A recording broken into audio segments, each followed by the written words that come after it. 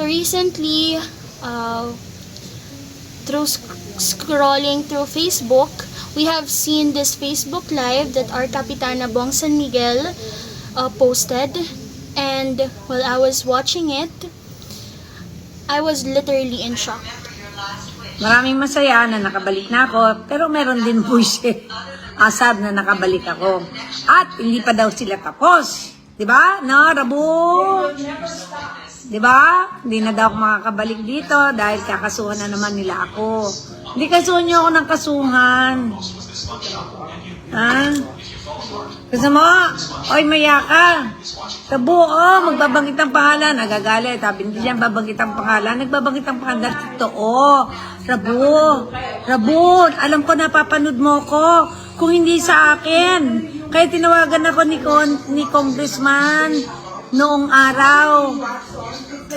Nilakad niya yung mapasok yung asawa mo sa trabaho. Nakalimutan mo na ba yon?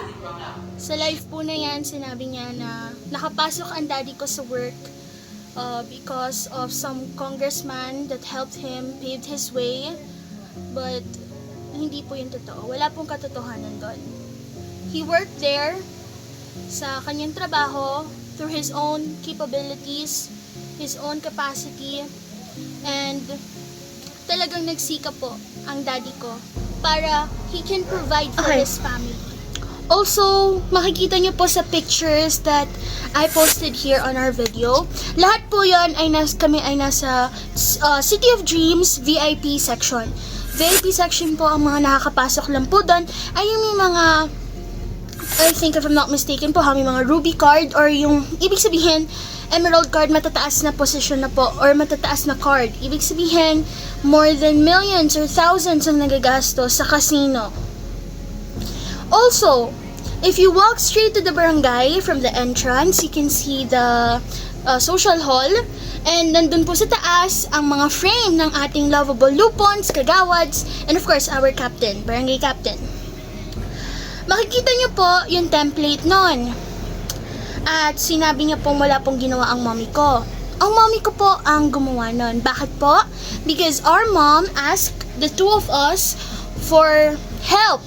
Natulungan siya to create that template. In short, kami po ang gumawa. And this is the proof na kami ang gumawa ng template na yun na nandun po sa social hall.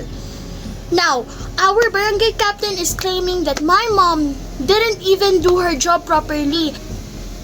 And gusto ko lang din na ilabas. Nung mga bata po kami, yes po, we always stayed at the City of Dreams, not only in City of Dreams, also in Soler. We also went to Okada with our barangay captain, Bong San Miguel.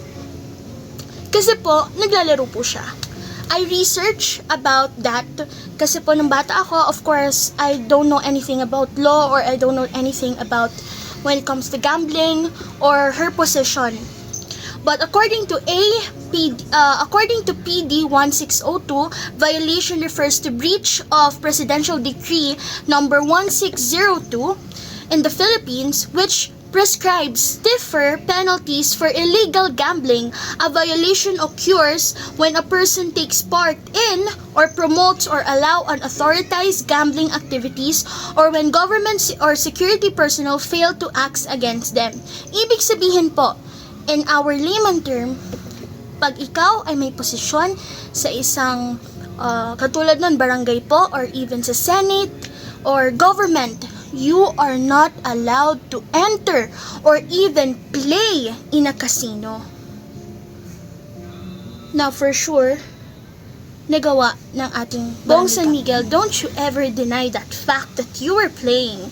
Because we are there. I am a witness. My brother is. Hindi na nga, wag na natin isama yung parents ko eh. My mom or my grandma, wag na sila. Kami na lang po. The two of us, we are a witness that you are playing in that casino. Even nga sa may Tomas Morato sa may McDonald's po doon, she keeps telling us na, oh, you wanna go grab an ice cream? Kasi I'm going to school, and that school she's referring to is a casino. She's playing. I can attest to that. That's true. She uses the term school. as a replacement for casino. Imagine I am only 12, 11 years old that time, and I can see na casino yan, yet she's telling me that it's a school. So of course, I'm being manipulated. I thought playing in a casino is okay because it's like a school eh. Exactly. And ngayon, na-realize ko, you're not supposed to play in there, especially if you're a government official. You are placed in that position for a reason. You are there to serve your community. You are there to be a great public image. And you are there not to manipulate other people. You should serve with a good governance. You should serve with your heart. You should serve with your people. Hindi ang mga taong nagtatrabaho para sa'yo. You're a barangay captain. We are not here to be your servant. We are not here para lang i-bash mo or isiraan mo sa inyong Facebook Live. And I'm very sorry kasi I've had enough. I'm very busy sa school ko po. I have my own duties and I've been studying 24 hours pero parang sobra na din eh. Masakit na po. Ano po bang feeling nyo kung ako mismo, barangay captain, siraan ko po yung mommy nyo? Ano pong mararamdaman nyo? Hindi po ba't masakit? 'Di ba? O baka mas masakit marinig ang katotohanan dahil talagang katotohanan na po yung sasabihin namin. Kasi parang hindi po kayo natatakot eh. Parang wala lang po sa inyo. You're a barangay captain. Your life should be for the people and hindi po para manira ng tao. Alam niyo po, Barangay Captain Bong San Miguel, mataas po ang tingin ko sa inyo dati eh. Super! May point po na sabi ko sa brother ko, bro, you should join the SK, you should join the government so you can help a lot of people. Pero nung nakita ko, na-realize namin kung what is really happening in the barangay, I'm very sorry, it's very messed up. And totoo yan. Siguro nga kung mess up sa barangay, what if pa sa Senado? What if more pa sa malalaking government officials? Minsan nakakasira ng mental health. Ako po, pag naririnig ko yung lola ko, yung mommy ko, almost minsan naluluha na sila sa mga sinasabi ni Bong San Miguel sa live niya. Ang sakit eh. As someone that you care for your family, nakita ko, I saw how my grandmother worked very hard. Ako po mismo naggugupit ng flyers for her while she's running as a barangay captain. I think last 2 years ago, she's running against the other team. If I'm not mistaken, tama po yan. My brother and I were cutting flyers for her. Naggugupit kami doon. My hands are very stiff from that scissors. Kakagupit ng flyers. Kakapunta sa kabilang office just to print her face. Yet she's claiming or she's stating in the Facebook Live that we've nothing to do kung hindi lang mangkuha ng salary. Yung mommy ko walang ginawa, yung lola ko is a traitor, a snake. Oh, come on, please. My grandma will never do that. And you know that, in fact. Alam mo siguro nga, you can call her a traitor. If you look at that way, baka maintindihan ko pa eh. Kasi kung ikaw lang din naman po ang isuservan at ikaw lang din naman ang kakaibiganin, parang wag na lang. Kasi you can't really see kung ano yung mga binibigay sa inyo. You only see yourself. Hindi mo nakikita yung mga ginawa ng mga taong yon para sa inyo nung oras na yon. Hindi nyo kami nakita. Hindi nyo po kami nakitang dalawa na tumutulong para nga sa barangay. Dapat nga po, you should be happy. Kasi when you were suspended, it was acting barangay captain, Kapitana Leti Tejido, who helped the community to rise again. She represented herself, she represented her dignity to serve the community for the better. And totoo po yan. We also helped barangay acting Kapitana Leti Tejido during her period or her term. Andun po ako. I'm a witness. I am there helping my mother when it comes to the letters for the officials. I am there helping my mom and my grandma.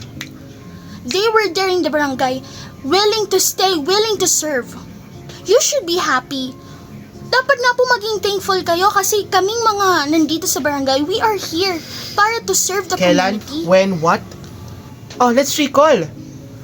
During the pandemic, di ba? Meron po tayong daily Saturday anticipated mass.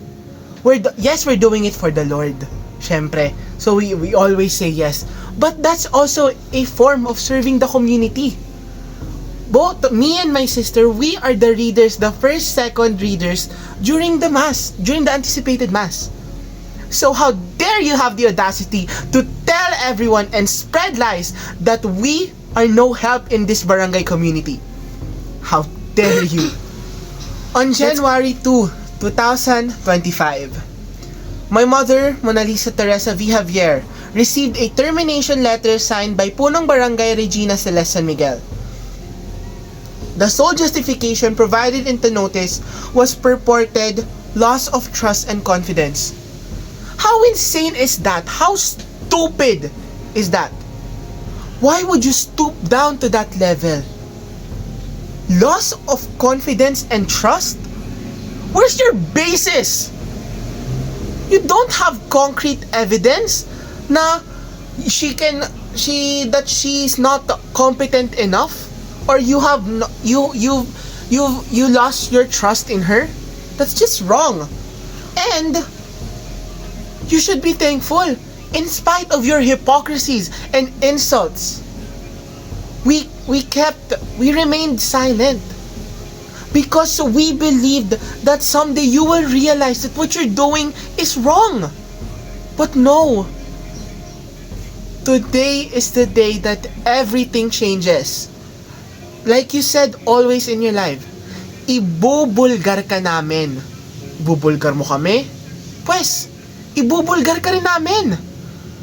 Let's see here, nakalagay dito. Okay. Under Section 399 of the Local Government Code of 1991, members of the Lupon Tagapamayapa are appointed for a fixed term of 3 years. The law strictly dictates that they cannot be removed arbitrarily or at the sole whim of the local executive without valid cause and the proper observance of due process. Teka lang. If I'm remembering correctly, walang due process yung pagtanggal mo sa mother ko. Whom was a lupon na nagtatrabaho ng maayos. Okay? So Bong? Is this not enough? So you're telling me you can defy the law? May we mind you, we are just students. We have all the time in the world. So kung ano pa yung gusto mong gawin, we can play at your little game that you want to play. But we do hope you know the consequences of your actions. And that ends our video here. Again, my name is Vishra. And I am Popoy, and we are doing this for the betterment of Mariana. Thank you.